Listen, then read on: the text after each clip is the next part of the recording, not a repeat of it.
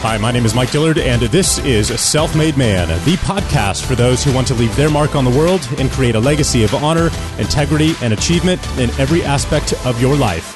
I'm glad you're here, and once again, it is time to forge your destiny.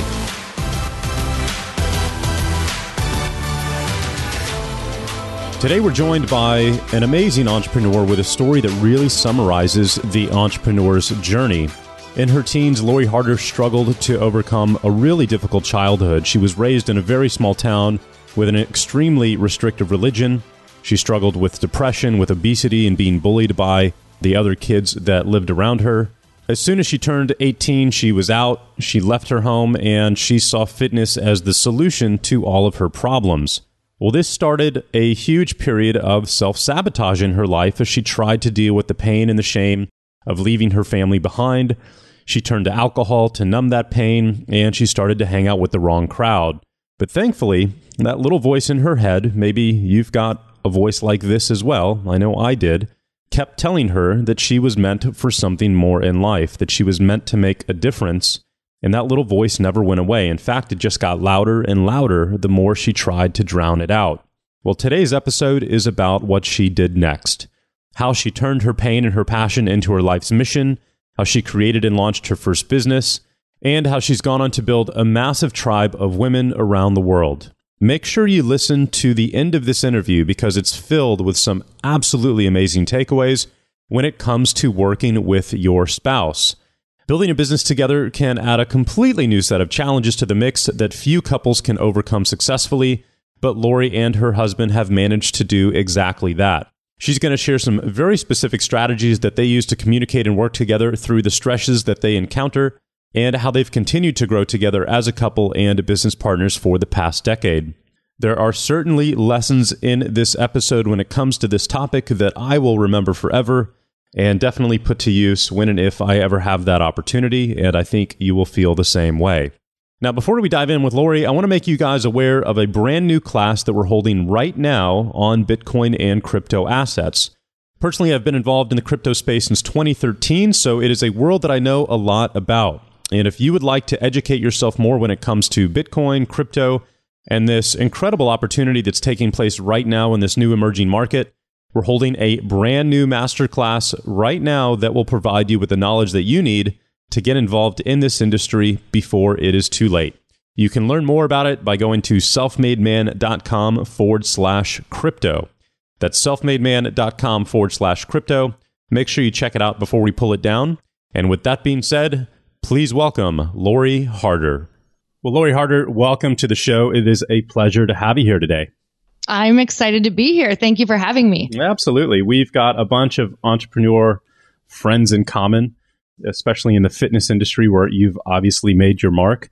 But as you and I have gotten a chance to briefly get to know each other, it's pretty obvious that you've got a fantastic story and a personal evolution in your journey as an entrepreneur. And you've essentially gone from, well, I'll let you get into the beginnings of it, but from where you've come from all the way to building a multiple seven-figure business empire, fantastic relationship with your husband who you build your business with as well. And one of the biggest challenges that you had to overcome is kind of these negative thought patterns and a tendency to kind of sabotage the goals that you set for yourself. And I thought that would be an awesome topic to discuss here today because it's something that we haven't really had a chance to focus on.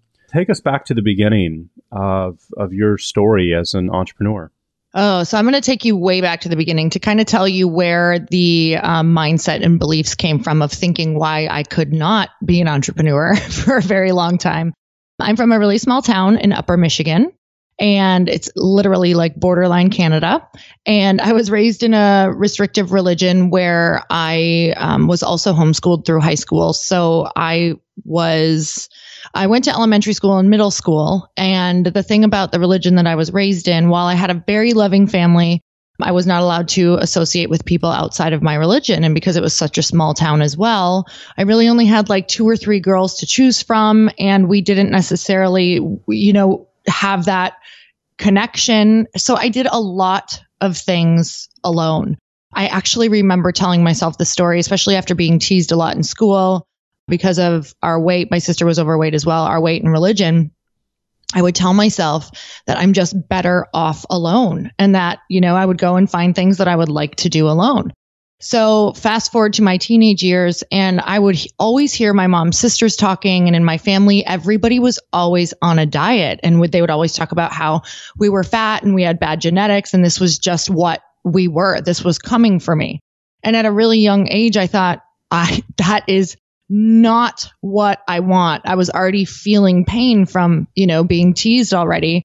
And at that point, that's when I thought, if I got fit, then nobody could tease me. So I started this just massive focus on reading fitness magazines at a really young age, going on diets, thinking that if I built this really tough exterior, this strong exterior, this beautiful exterior, that nobody could hurt me and that I would be happy. So that became the mission in life. And what happened is I really isolated myself even more because, if your family or your environment has bad habits, you're going to become that. And it's one of the hardest things to break through.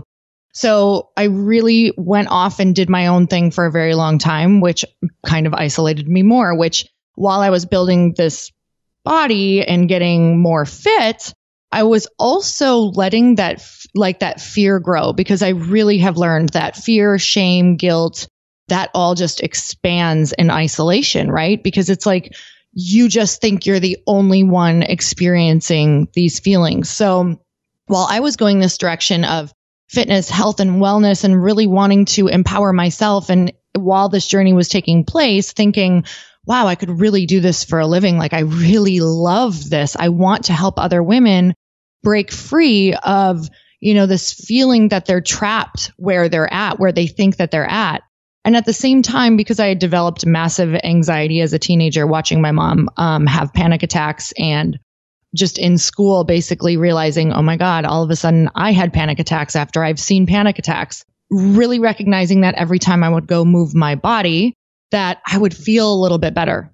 It was kind of the only time that I felt more in control and I would feel a lot better after working out. So take this fast forward into my early 20s. And this is really what I wanted to do. Yet I wanted to be a trainer. I wanted to open a studio. I wanted to be a fitness celebrity because at the time I didn't know what was the top of the fitness career, right? I was like, okay, I want to be like a Jillian Michaels. So that was the goal, except I was going through, I had just moved out when I was 18 years, I had moved out when I was 18 years old. And what happened coming from a very restrictive religion, I'm sure you can imagine, and not really having people that you know at all because you've never been allowed to hang out with anyone outside of this religion. I ended up moving away from my family because I just felt like I needed to figure out who I was. I needed to figure out what I was supposed to do with my life now that all of this world was open because I had decided to leave the religion. And it was one of the craziest, scariest times of my life because I ended up just completely self-sabotaging myself because I had so much fear and so much anxiety and guilt and shame about leaving that the only time that I felt free or like myself was when I was binge drinking. And when I say like myself, you know what I mean? Just more free to not feel sick or ashamed or fearful. And there came this point a couple years later where it's like, even though I was in this dark, dark place of drinking, almost every single night, it was very rare that I didn't. How old were you? I was 18, 19, 20. This was going on. Okay. I wasn't really talking to my family. I was starting to hang with the wrong crowds. And it's like my soul was getting louder and louder and louder, even though I was trying to numb it and numb it and numb it, whether it was food or alcohol or guys or friends or whatever that looked like. It's almost as if it was getting worse. So I would have to drink more or, the next morning I would just feel just like I could not get out of the rut. It was this endless cycle. And the weird thing is I still worked out. Like I would still get my butt to work and then go to the gym afterward, but then start the cycle again. And there came this time in my early 20s, probably like 20. I ended up meeting my husband at 21, but we didn't get married till 24. So we kind of both partied together for a while. And then at about 24 years old, it was like my anxiety was getting so high because obviously food, alcohol, caffeine, all of these things amplify anxiety and fear, even though I knew in my gut, like I have a feeling people on your podcast that are listening always have, they have that feeling that they're meant for more, that something's bigger. Like, you were put on this planet for something bigger. And that was coming through even through all of this. And it was starting to ache, like it was starting to hurt.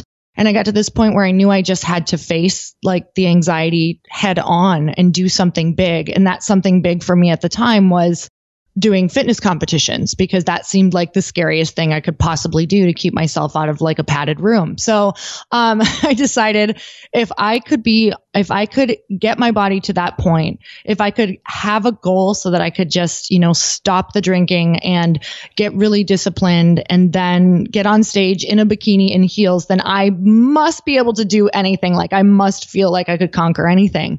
And I ended up doing that. And it was a beautiful time, because yes, it helped me really back down on a lot of the drinking. But what happened is, because I wasn't working with the emotional part, the mindset part yet, I was more thinking that this disciplined routine in my head of kind of like being a drill sergeant in my own head, like, don't do that. You're never going to get this if you do that. Like, really almost like using that type of coaching method in my head, which it can absolutely get your results. But I found that the backlash from that after the competition was over, the eating, the going back to like thinking that my joy was only in the alcohol and, the food, and just waiting for that to come again, and then going really low, and then booking another competition and going through that cycle for about 5 years. That's when I realized I have got to do like mindset work or self-development. I just started kind of hearing it. It's when it started to kind of come into the mainstream world. Like Oprah was talking about her book club. Like, I was figuring out who Tony Robbins was, all this stuff. And while some people already knew who that was, I did not. I was, so saturated in the fitness world. So for me to start discovering that and going to these events and going to these different things that were going to help you try to break through your fears and anxiety was this huge aha moment for me. Like, I'm carrying this story that I am, not worthy, or that I'll never be able to do this, or that, because of my religion and my upbringing, that I'm not smart enough, I'm not good enough, I didn't get the education that I needed. And I was just holding on to these stories. And that was the first time that I realized that maybe I'm not my story. Maybe this feeling in my gut actually is me. So it's really the evolution of how it started with fitness turned mindset. Now I'm really focused on the mindset portion of my business, doing different events and things like that for women. When did this conflict you were going through start to turn into an entrepreneurial endeavor? And I ask that because I think it's really interesting. 9 out of 10 entrepreneurs I know, myself included, all come from some kind of place of pain that drove them to become someone different or more, or to achieve, or, to take back some kind of power they felt like they have lost. So when did that turn into an entrepreneurial endeavor for you?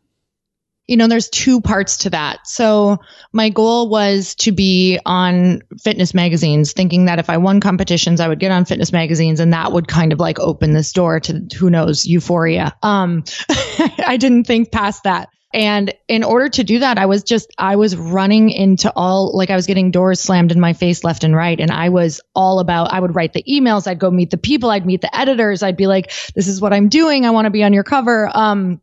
So I really started hustling in that way. And what was happening is a lot of people in the industry and a lot of the girls that I was competing with they all had their story, right, of what their perspective was of why they couldn't or why it wasn't happening for them. And it was this point where I was kind of adopting this story of, I'm just going to be really honest. There were a lot of rumors flying around about you have to sleep with this person, or you have to do this, or you have to be with this supplement company, or you have to do X, Y, and Z. And I was so sick of waiting to be validated. I was so sick of being told that I wasn't good enough, that I wasn't a look, that I wasn't a certain type for the cover, that I wasn't doing enough in the world. I hadn't won enough competitions. I'm like, I'm 6 years in, I'm making massive ripples in the world, in my community. To me, this should be the important stuff. And it wasn't. So I wanted to kind of flip that. But I also learned at the same time, okay, this is a business. Like, I have to think business minded. They want numbers. What does this look like? How can I make a bigger impact? And then I also realized, what if I just made enough money to buy my own magazine and be on the cover or have my own event and draw people to it? Because I kept running into this wall of waiting to be validated. And it literally was It's like at first you can get really deflated, but then if you use that and say, okay, how could I not wait anymore? How can I create something that is so undeniable that people have to look? And that became like my main goal, is thinking really business minded, like what is in this for them, until I start thinking what is in this for them and how can I benefit them and how can I bring them value? They're never going to look at me. So that's really when I started saying, I want to make my own money. I want to do my own events and I want to fund my own things. So what was that first step that you took at that point? Is that writing an ebook? Is that holding an event? How did you begin? So at the time I started working at an LA Fitness is kind of how that all started. And my husband and I actually went through, when we were, 2007, he was in finance. So obviously we pretty much tanked like everybody else. So we lost our home, we lost our cars, we started completely over. And that forced me from working at a gym, cause I was making $6 per 30-minute session, which, yeah. So I was like, I will never pay off $300,000 in debt. This will take me 10 years of working every single day. So I said, what can I do right now to make more money? And also at the same time, this dream was also being propelled this was running parallel. So I thought I have to obviously start my own gym somehow. And thankfully, I've always been about promoting my passion. So I would always tell my clients, I want to start my own gym. I want to have my own programs. So one of my clients at the time, who was a chiropractor, she opened her own chiropractic center and said, Lori, I have an unfinished basement, but if you want to trade my training for rent until you get on your feet, I'd love to have you down there. The next week I was down there, unfinished basement, wires everywhere, mirrors on the wall, totally broken, not even kidding you. And I had a couple of resistance bands and some dumbbells and those pressed together floor pads from Walmart. And I started training people. I put it out on Craigslist. I just went around and was talking to people, took some people over from LA Fitness. Sorry about that. And then by this point, I just hustled and got people through the door. And quickly, I realized, it was 6 months into it, this is still not going to pay these bills and this is not going to give me the money that I need to kind of start these other endeavors. So I thought, what can I do? And I started an online training program. So I said to all these women, because a lot of them couldn't afford, to train 3-4 times a week like they wanted to, I said, okay, let's start here. You can buy this monthly program. I'm going to send this to your inbox, because at the time I wasn't even putting it online. I was using a flip cam and recording all these different videos, and I was going to email it to them. So they would pay me monthly and I'd send them the rest of their workouts for the month. Well, that started to grow too, because I was starting to share that on Facebook. I was starting to share that all over that I had that. And as soon as I could, I got them online. As soon as I started to understand the online world, I hired someone to help me with that. And that program started to grow. So from there, having those programs, I really realized that I can only get results with women if they're willing to change their mindset. It's we could work out all day long. They could do the programs. They could get these amazing meal guides, but nothing was changing if we weren't talking about what's actually stopping them from doing this thing, or the fact that, they need to potentially get spiritually full and mentally full in order to ever feel full. That we're working with a game that's not necessarily about, moving your body or your food, but more about, what's really eating at them, what's eating at their soul, what's keeping them up at night, what's stopping them from thinking that they can have this life that they desire. And that's where it kind of branched out even more into, I need to have an event, because events for me were huge. They were game changing. It's I could go to an event for 3 days, be in full immersion, and understand what it actually felt like to step into the real me, because you could try on these different parts of you in a safe space. And so I took all the things from the events and, the things in my life that I felt like were working, and decided to put together my event of all of my favorite tools, all of my favorite exercises, and combine moving, combine mindset, combine meditation, combine bringing in different speakers to create a full immersion experience for women to really look at their stuff in a really non-judgmental way and be in a really non-judgmental environment. And from that, it's also, I started to really feel strongly about creating tribes, because I knew the second they went home, they were going to go back to their old ways if they didn't have accountability of some sort. partners to check in with, books to read, things like that. So that's where that all expanded. So I'm trying to imagine that and kind of fill that out for folks who are listening, because that's a big transition, the decision to start with your own event. What did that look like? How many people did you have show up? How did you fill the room? Did you just call up everybody that you had a relationship with and said, come over? How much did you charge? I love this question because it's easy just to say it. But it's like the transition was so ugly. So going from fitness, as I took so many years to build this identity of, I'm a fitness person. This is who I am. I was online as this fitness person. I ended up getting 10 different fitness covers. And that's kind of how some people started following me. So I was known as this fitness person, and it was not very popular yet to be in the self-development space, especially as a fitness person. But what I had started doing in my career earlier on, that I will say, if you can do this, if you know a transition is coming or you eventually want to do it in the future, is start to be known for what you're passionate about. And I always had been online, and every single day I would post on Facebook something about mindset. So while I was, doing like the whole fitness thing, posting about, some fitness pictures or things like that, but I would always be the person. I wanted to be the one who they went to for the motivation to get there. I wanted to be the person who they went to when they just felt like total crap and they felt worthless or they were sabotaging again. And I had always been honest about my journey, and that I, had the same self-sabotaging ways, and here's how I was getting through it. Here's what I was doing. So I'd always been transparent online. So thankfully, people kind of started to know that that's what I was doing, but I didn't have anything around that. I didn't have any products or anything around that at the time. So when I went from this fitness identity and stopping competing and thinking, wow, I really want to be more like a female Tony Robbins, like that's really what I just knew that's where I wanted to go. For a whole year, I just felt totally lost. Like I didn't know what to do. I didn't know what that should look like. I felt like I wasn't being taken serious. I felt like trying to shed the, because people still literally, and it's totally fine, but they'll pigeonhole me for just a fitness person. And I'm like, I'm an author. Like I do all these different events, and that's okay because it's a beautiful place to have come from. But it was a long-term thing for me. So the first event, it took me like a year to really start. I started talking about it with people. I started talking about it online. I started gauging the temperature. And I remember when I set the number 200, it felt ridiculous and so audacious. I was like, why are people going to come to this thing in California? Like I'd lived in the Midwest. We had just moved to California. It was my first year there. I was like, okay, at least it's sunny here. Maybe people are going to want to come fly out.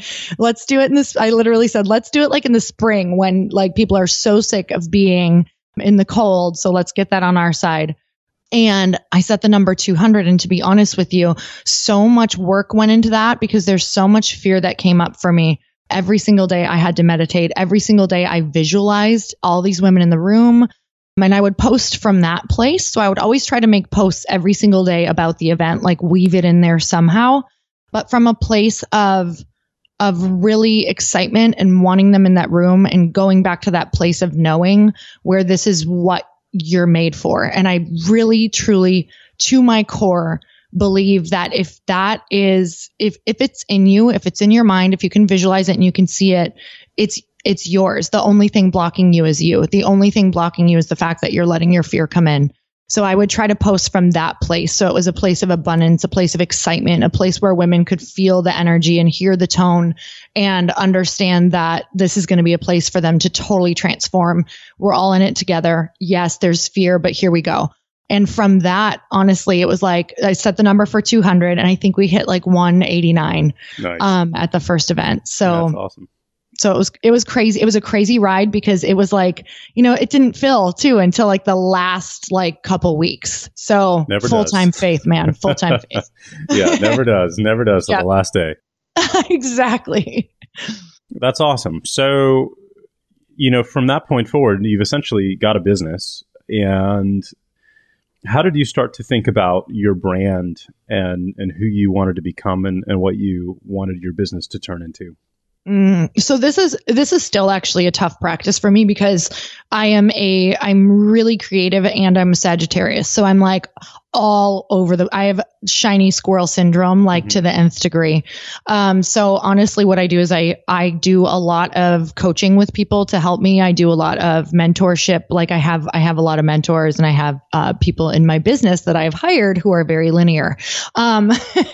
Because I saw that as a massive weakness for myself. I'm interested in so many things that I often have to go back to the drawing board and make the focus because I do essentially, I love fitness. I think it's a beautiful foundation for people to start moving their body in order to figure out what their purpose is. I also knew that I wanted to have e-courses where people could go through the self-development as well. And then I also know that my path in this world is to be an author and a speaker. So with that said, it's kind of like I knew all the things that I could see the big picture. I just didn't know what should come first. So I had the e-courses because I figured if we could kind of be getting people interested in, actually it went event. From the event, I said, I'm not being responsible with this audience. They're going home and they don't have anything to grasp onto. So I said, I have to have an e-course that's a continuation of this and a community where they're constantly connecting. So from that came the courses. And that was a beautiful, beautiful way to attract audiences and to create tribe. So from that, people started asking for a book. They were just like, I really want all of these tools all in one spot. So we do events, we do e-courses, and then finally I have this book coming out, which is super exciting because it's kind of based on all of the different things that have helped me break through. Yeah, well, take us through that. Tell us why you decided to write the book. So the book, I think when you get to this place of people just wanting to, maybe in your business or in your life, people kind of keep asking the same questions. Have you experienced that? Yes. Yeah. So it's like one of those beautiful things. Number one, it was in my soul. Like I think you either know that you want to write a book, no matter how hard that journey looks, or no, you're writing it for you, kind of like it's a very cathartic experience.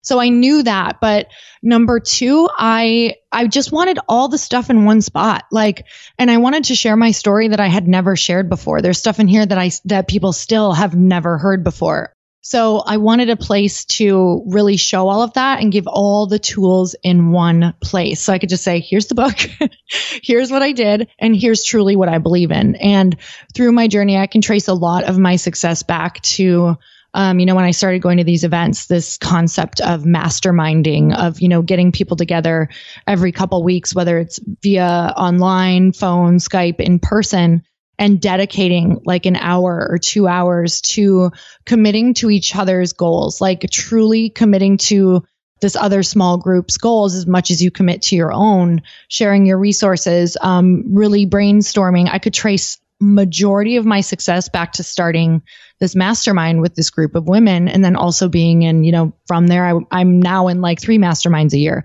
So from that, it was like, I could pinpoint all of the success of me letting go of fears, coming up with amazing ideas for my programs, feeling super connected and supported. Because I got to tell you, the journey to writing a book has been, it's crazy. I got turned down by 21 publishers, and you read, finally on the 22nd one, I was like, yes, thinking that I was not going to get published. And what's happened for the mastermind and these support groups is I know I have these calls coming up, and when you get rejected or you get the emails that really suck because they tell you, this has been done before, this is not good enough, or this is so basic. And you're like, oh God, that really hurt.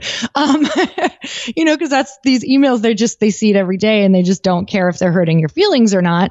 But what I would do is use these groups to kind of say, okay, I have this call, or I just got this email. Can I jump on the phone with you quick? My comeback rate started to get so fast because I wasn't sitting in like this failure or this pain. It was like, they were like, okay, let's move on. You remember why you're doing this. This is why you're here. This is why you're amazing. Awesome. Let's go. High five. Okay, go. And that was so powerful for me. So the book is it's self-development. It's all my tools, but it's about tribe. And it's actually a book that is meant to be done in a group of 2 or more. Interesting. And I have to circle back real quick. I was surprised to hear that you even pursued publishers, because when I think about publishing a book today, I have one that I wrote years ago, never sent it off to a publisher, but it's done very, very, very well. And I think about writing a book here in the next couple of years. And the thought of approaching a publisher doesn't even cross my mind, because you've got an audience, right? What do you need a publisher for? So what was your thinking around that? So there's a couple different things. And believe me, this conversation, this was a year-long conversation for me. So I really, really, really, my goal is to be really mainstream. To be honest, my goal is I want to be an Oprah type talk show type, exposing self-development, tribes, connection with women. So I have a lot of Gabrielle Bernstein is one of my mentors, and Lewis Howes is one of my mentors. And some of the things that I'm finding, because I've talked to a lot of different, even just networks and things like that out here, and which by the way, I'll probably just create my own show and not go that route. So do my own thing.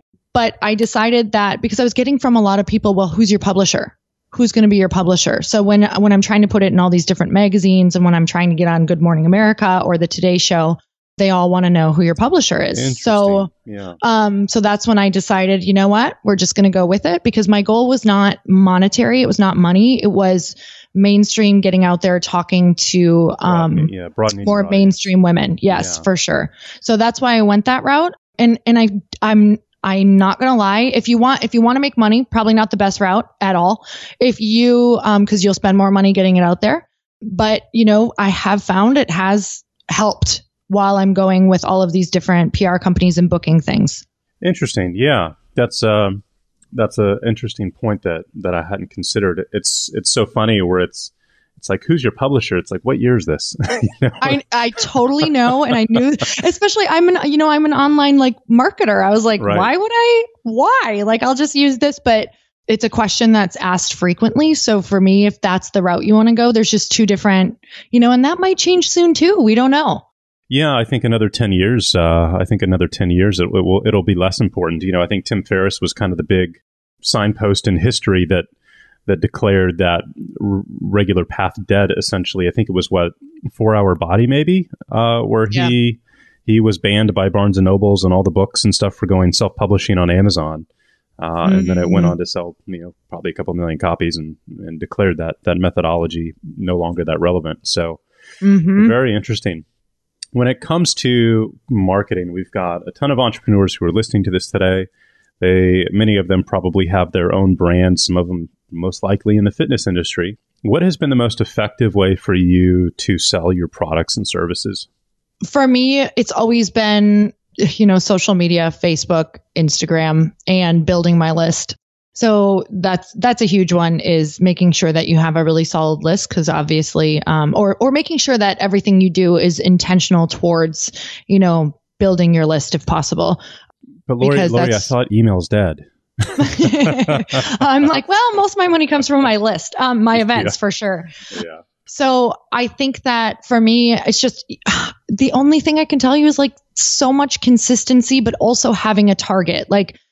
For a while, I just wanted to build my list and make sure it was the people that I wanted in there. So I ran 14-day free challenges where I basically gave away an entire program that most people would charge a lot of money for, just to build my list, because I really wanted these specific people in this group. I do a lot of stuff like that. I actually am going to focus on doing those 4 times a year. So free challenges that run on Instagram, you can do them around, we've helped a lot of people do them around. If it's a self-development challenge, you make something catchy. If it's I have a friend who does a mobility challenge because she's a PT. Just thinking outside of the box and really attracting people through what you're best at. And I always try to be the most authentic version of me. And I find that just brings in these diehards. If you are willing to be super transparent about your struggles, I think that's where we're going. I think people just can sniff out fake. I think they can, if they're not able to do something and you're just like, well, work out harder, or you're just not eating right, or you're not willing to eat right. I just don't know if that's enough of an explanation anymore. I think it's they want to know what it actually looks like for you. So that's always been the case for me, is to be super consistent, be really authentic, and to be intentional with my posting and what my actual goal is. Yeah, agreed. And I'm being sarcastic on the email list thing because that's what I continue to tell people as well. And it's so funny. That's my primary course I've sold for the last 3 years is how to build a large email list. And I just get so many comments on my Facebook ads of like, what is this? The year 2000 email's dead. Oh my gosh. And that just instantly. I love my email. Yeah. Well, that just instantly tells me that this is an individual who has never built a business, is not making money, and it doesn't know what they're talking about, because I have yet to find a more effective means to sell a product or service online than email these days. So I'm just bringing that up because it sounds like you're reaffirming that. That's yes. Amen. Yeah. Well, we've got about 15 minutes left here. It's going by really quick. I want to transition and talk a little bit about the fact that you've been going through all of these trials and tribulations and personal evolutions in a marriage, in a relationship, which I think is phenomenal. And the fact that you guys have made it through all of that, because I don't think most people could. So how did you do it? What did that look like? And what's been the reason behind the success and the longevity that you guys have experienced? Oh God. I mean, in the beginning, there were times when, both of us, we went back to that conversation that we weren't having, back when we were both in our early 20s. And it's like, I think both of us, thank God, early on, both felt very committed to our own passions. And both of us, for the most part, never relied on each other for happiness. So thank God for that. Because I believe that if I would have relied on him and he would have relied on me, that we would have absolutely not been together. And there were times when both of us were miserable because maybe the other one was miserable in their life or I was miserable in my life. And it's kind of like, I think early on, we were just very committed to wanting to stay together and wanting to work through it. And we always had a dream. Like we always had dreams and we were always dreamers. So I think no matter where we were at, even though it was ugly, it's kind of like knowing that this other person has the same North Star as you was very powerful. And I will tell you that we always went on walks. I think that because we always went on walks almost every single day for an hour, that completely is the secret and saved our marriage.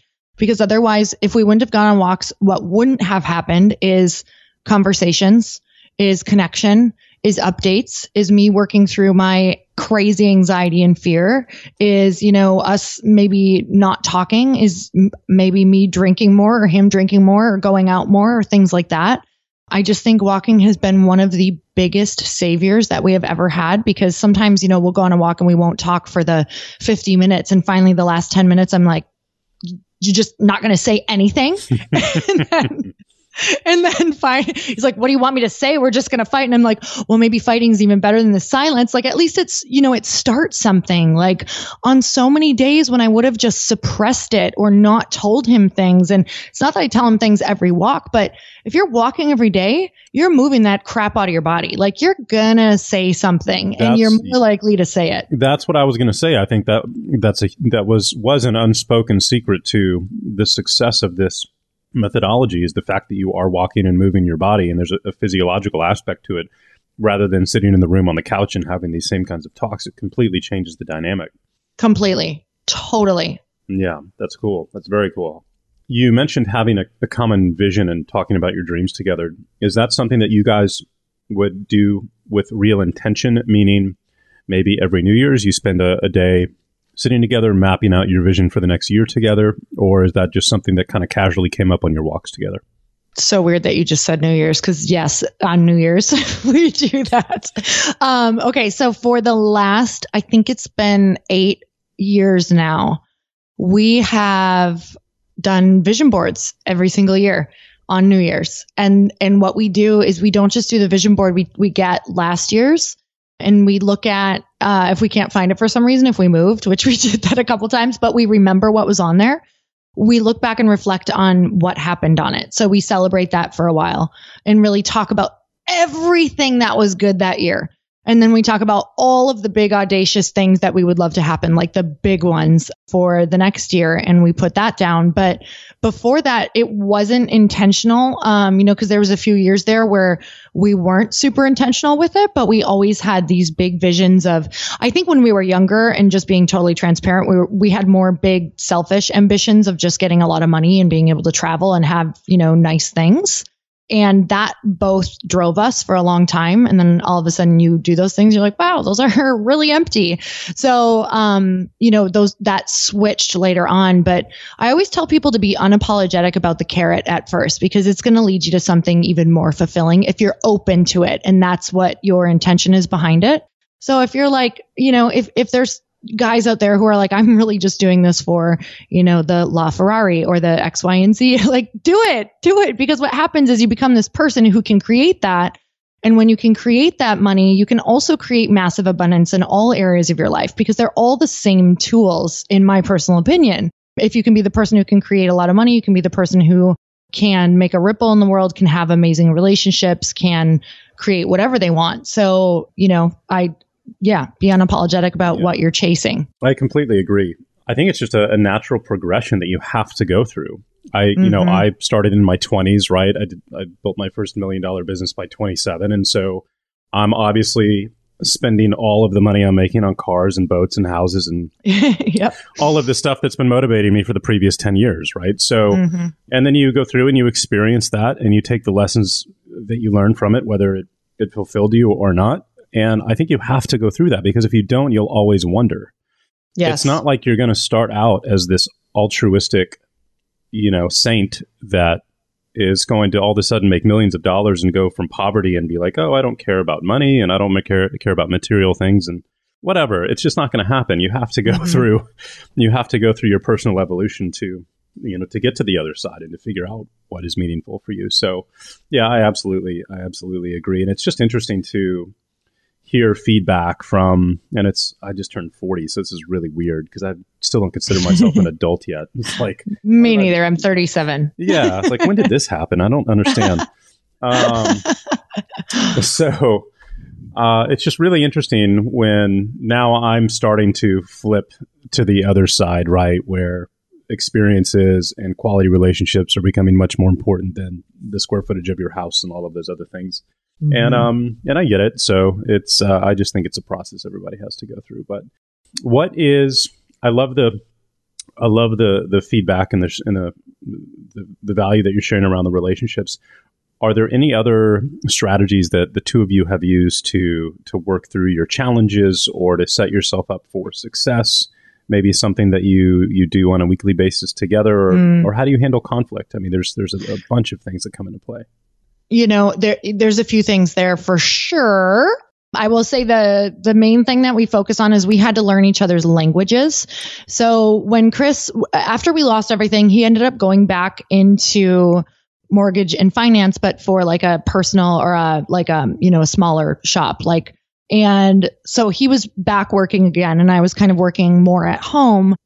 So when I started making enough money to retire him and take him into all of the businesses on my end that I really needed him. I needed him to start running things because I was like losing, I was only good at so much stuff, and I needed someone who was very business minded and could really be linear. So I was like, I desperately need you in order to grow.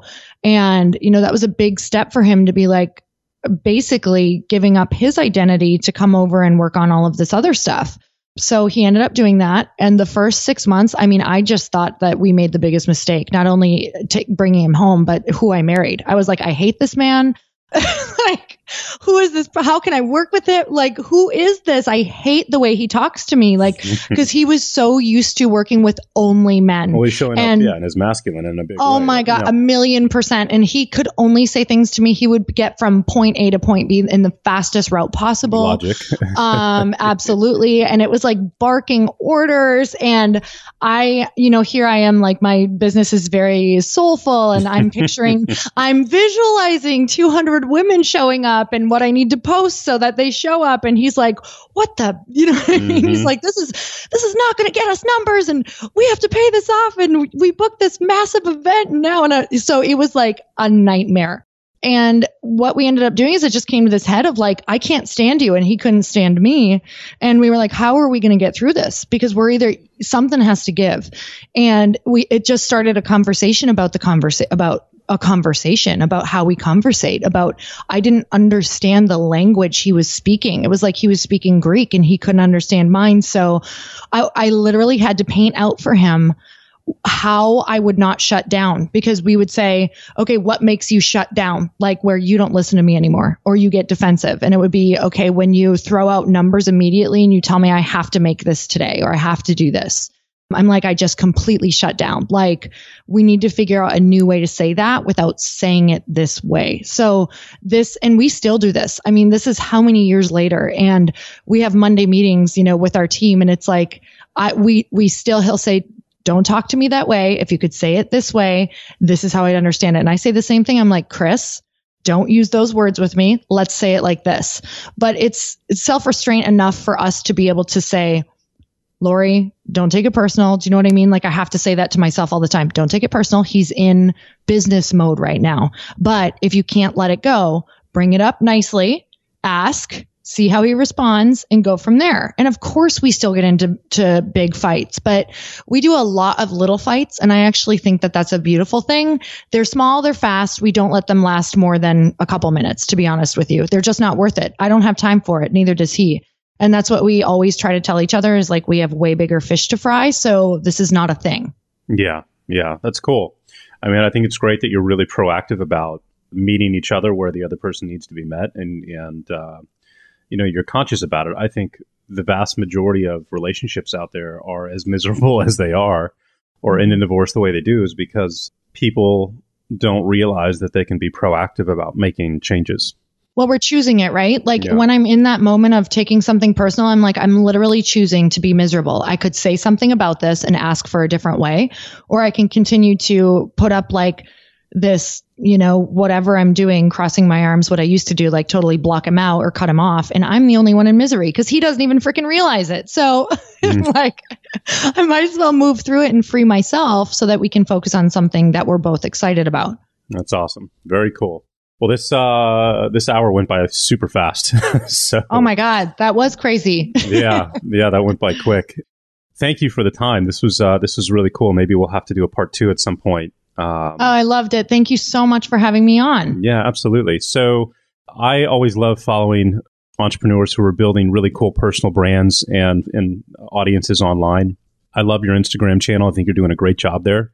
Well, thank you. The quality of the posts that you're making are some of the best that I've seen, and I think it's a great example for folks to learn from and follow. So where can people, go to pick up a copy of the book, and where should they go to best connect with you and plug into what you're doing? So, and thank you for that. That's amazing. Thank you for what you do.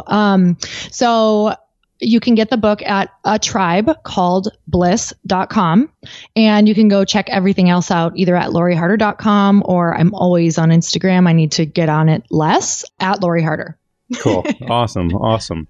Well, if you guys are ever in Austin, we'll need to hook up and go take the boat out or something. And where are y'all based out of? We're in Santa Monica, but I hear Austin is amazing. We actually want to go there. So there you go. Okay, cool. Awesome. We've got some amazing entrepreneurs here that I'd love to introduce y'all to. Ryan Holiday and Ryan Dice and that whole crew are here. So, oh, awesome. Yeah, that'd be great. Well, Lori, thank you so much. This has been a real pleasure. Guys, go pick up a copy of the book, A Tribe Called Bliss, and plug into Lori's Instagram channel. It's one of the best that I've seen. And Lori, thanks for the time today. This has been fantastic. Thank you so much. You bet. Thanks again, as always, for listening, and we'll see y'all next week. Take care.